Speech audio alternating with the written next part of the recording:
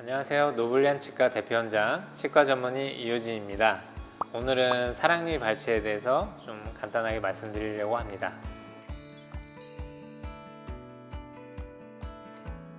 일반적으로 밑턱보다는 아래턱이 치조골이 더 단단하고 발치 시간이 더 오래 걸리기 때문에 조금 더 아래를 뺄 때 불편하다고 생각하시면 될 것 같습니다.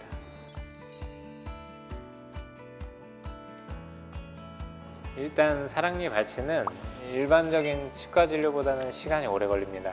보통 길게 걸리면 30분 이상 시간이 걸리는 경우도 있고, 사랑니를 빼기 위해서 치조골을 삭제하는 과정이 필요한데, 치조골을 삭제하면 출혈이 많이 생기면서 많이 붓고 피도 많이 나거든요. 그래서 개인 병원에서 좀 빼기는 부담스러운 것이 사실입니다. 일단 첫 번째 출혈이 있을 수 있고요.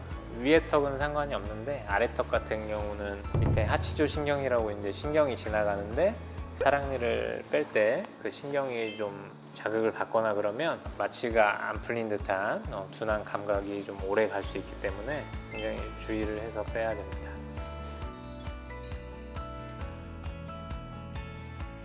사랑니와 턱이 갸름해지는 건 상관이 없습니다. 차라리 사랑니를 빼시는 것보다는 보톡스를 맞으시는 게 턱이 더 갸름해지는 효과가 있을 것 같습니다.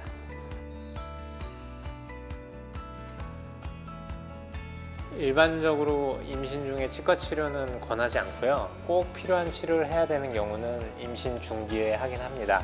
하지만 사랑니 발치는 일단 기본적으로 임산부가 오래 누워 있어야 되는 치료고, 발치 후 투약에 있어서도 부담이 되고, 또 임산부가 받는 스트레스도 크기 때문에 가능하면 가임기 여성은 임신을 계획하기 이전에 사랑니 발치를 하는 것이 좋겠습니다.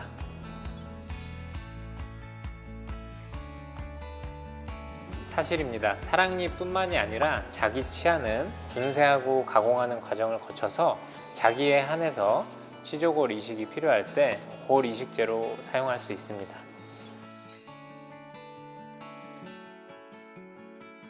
충분한 턱에 공간이 있어서 사랑니가 어금니처럼 반듯하게 나는 경우는 꼭 발치를 할 필요는 없습니다. 하지만 현대인의 경우 턱이 갸름해지면서 사랑니가 맹출할 공간이 부족하기 때문에 사랑니가 기울어져 나거나 아니면 반만 맹출해서 염증을 야기하는 경우가 있습니다. 또한 이런 경우 치아 후식을 일으키는 경우도 있기 때문에 이런 경우는 발치를 하는 것을 권해드립니다.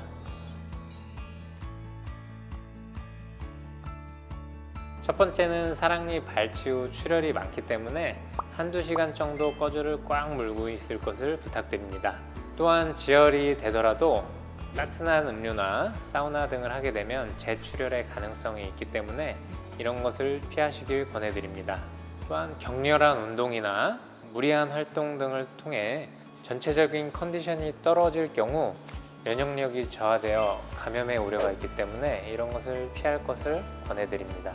저희가 이 지역사회에서 한 10년 가까이 무수히 많은 사랑니를 뺐는데요. 물론 이 발치를 통해서 생긴 노하우도 있지만 저희가 특별하게 다른 것은 시간이 좀 오래 걸리거나 수고스럽더라도 가능하면 환자분의 편의를 생각한 발치를 한다는 점입니다.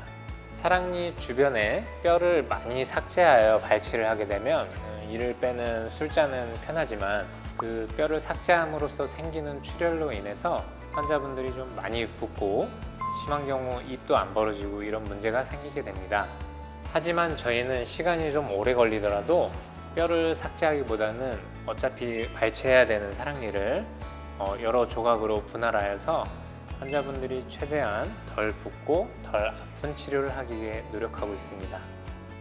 사랑니가 똑바로 날 경우 무조건적인 발치가 필요하지 않고, 굳이 어려운 케이스가 아님에도 몇 달씩 대기하며 대학병원에서 발치하는 것이 좋은 것만은 아닙니다. 사랑니 발치를 많이 하는 가까운 치과를 방문하셔서 파노라마나 CT 등을 통해 정확하게 진단하고 안전하게 발치할 것을 권유해 드립니다. 지금까지 노블리안 치과 대표원장 치과 전문의 이효진이었습니다. 감사합니다.